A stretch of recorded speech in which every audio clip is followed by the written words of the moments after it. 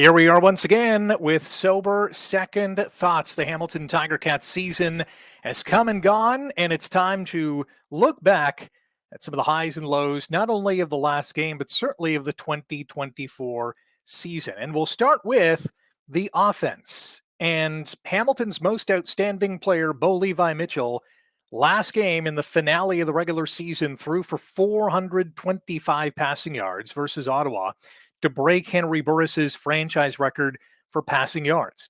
Bo also surpassed his previous career high for passing yards in a season, which he did in 2016 with Calgary. Now, full credit should go to Bo. I mean, he played all 18 games this season, started 17 of them, and he played all 18 for the first time since 2018 after missing 35 games due to a variety of injuries over the previous 4 years. So Bo gets a lot of credit, not only for being healthy and looking after his body, and he gave credit as well at the year-end locker cleanout media event last Saturday to head strength and conditioning coach Marcellus Bowman, who's done a great job with a lot of the players in the Ticats locker room. But Bo really said Bowman and a lot of the support staff, a lot of the trainers with the Ticats really helped him out.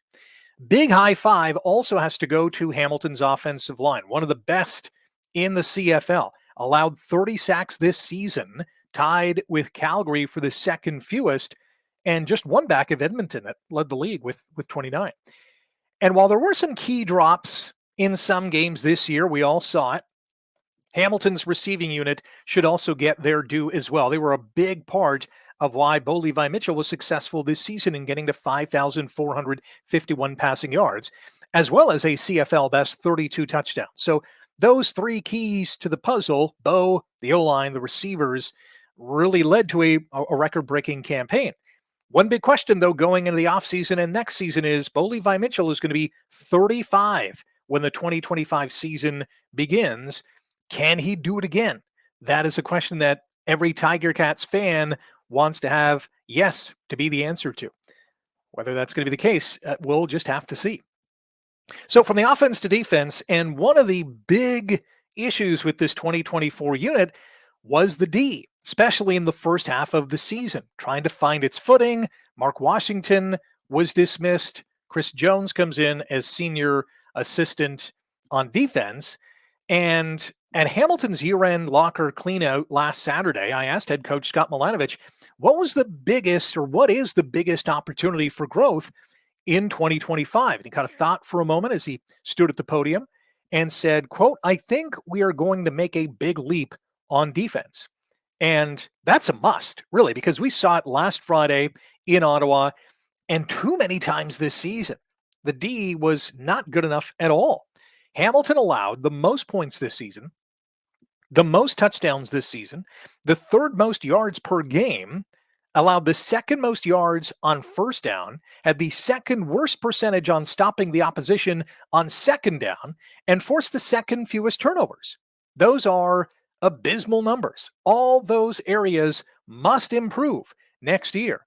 And what that big leap or potential big leap looks like is going to be interesting. I can see it, especially if they have some continuity come back on defense and they can't make wholesale changes like they did the previous year. There are some pieces to the puzzle that fit pretty good. And now they have to add to that puzzle. We'll see how they do. It's not an easy fix just to bring in free agent A, B, or C. The fit has to work. And finally, on special teams, because Hamilton's special teams this year wasn't that special.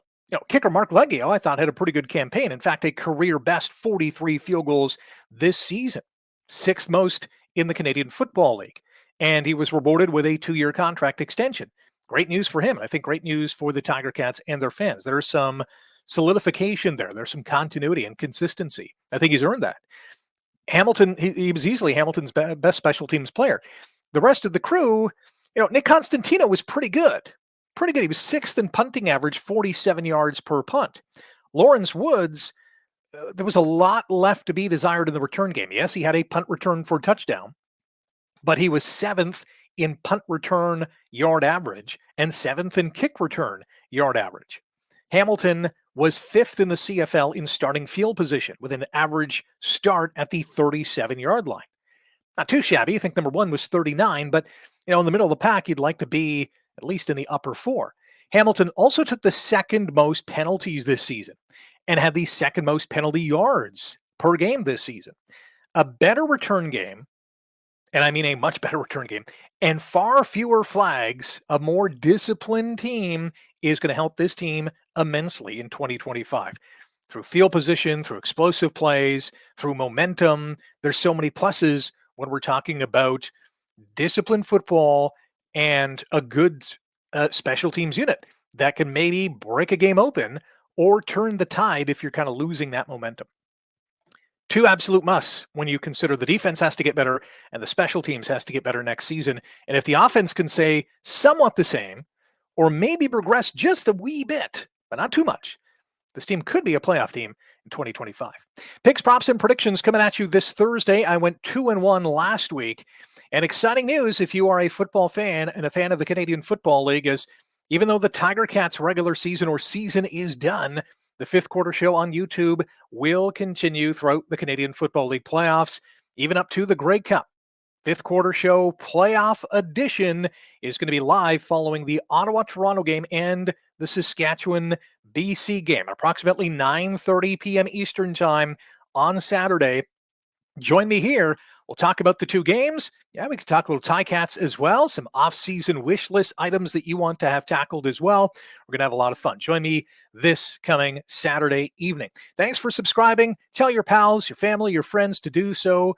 We're trying to get to 1,000 before the end of the playoffs. It would be just a nice round number to have. Oski wee wee.